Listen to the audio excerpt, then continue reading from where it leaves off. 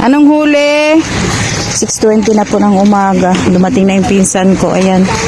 Ito lang po yung huli niya. Ito yung kabuhayan niya dito sa tabing dagat. May sumabit. Ayan lang yung huli na daddy.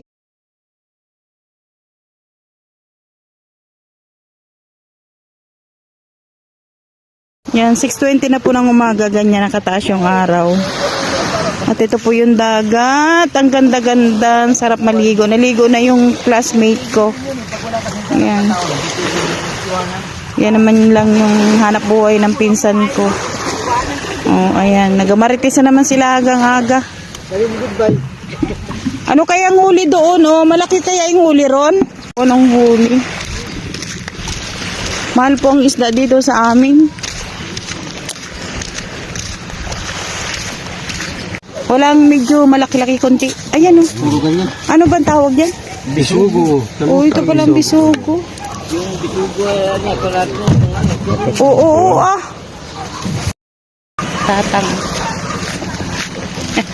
Eh, lula lalo naging migira. Tatang. Pag natsamba niya yung ganong isda. Parang naantok pa ako.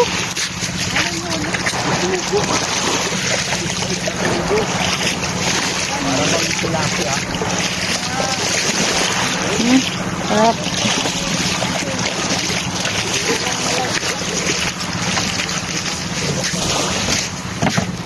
Hindi ka may bukid pa dyan.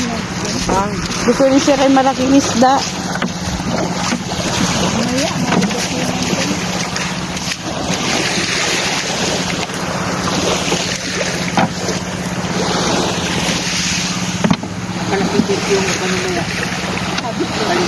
Iwanan ko na sila rin. Natimpla na ako ng kape.